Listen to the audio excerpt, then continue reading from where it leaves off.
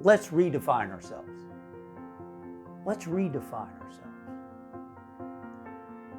Instead of seeing ourselves as, oh, I can't, I'm slow, or I can't do relationships, or whatever negative limiting idea we might have about ourselves that creates self-doubt, I say see yourself differently.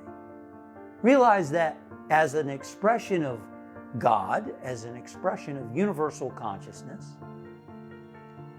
you aren't what you've been. You're not limited by anything that you've been. You're limited by how you see yourself. Why not see yourself as unlimited? That's your choice. You can do that. You can see yourself as a spiritual being, and consequently, with all the potential of what you want to be. Right back at the beginning, what do you want to be?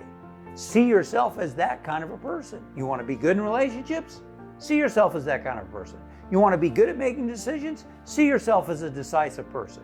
You want to be good at managing money? See yourself that way. Start to learn and grow and realize that you're not limited to what you have been. You can become what you want to be. Start seeing yourself and affirming that you are the person you want to be. Doesn't mean we're not going to learn from others. Doesn't mean we're not going to take courses and stuff to help us. But start to see yourself. Don't limit yourself by what you've been in the past. That's what we're talking about. And then accept responsibility for your choices. Accept responsibility.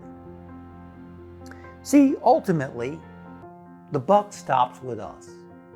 We're the ones that have the choices and are responsible for the results.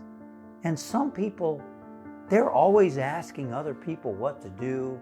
They're always, because I think to some degree, they don't want responsibility for themselves. They don't want to accept responsibility. They want other people. They want to think, well, that's what they told me to do. Well, that's what the minister said. That's what I read. They don't want to accept responsibility. Tim Galway, the author of the Inner Game books, tells a story of one person who was wishy-washy with their decisions. And he told him, what would you rather be, the driver of a car or sitting in the back seat as a passenger? And the young man said he'd rather be the sitting in the back seat. Why? Because I don't want responsibility if there's an accident. He didn't want responsibility. A lot of people are like that. We've got to first to have self-trust. We've got to say, I'm responsible for my life. The buck stops with me. And if I want to be fulfilled in life, if I want to be successful in the way that I want to be successful, ultimately it's up to me. It's not up to casting blame for what other people think and what other people want me to do. I'm responsible for my life. I come in alone and I leave the planet alone. And in between, it's up to me. Thank you for watching.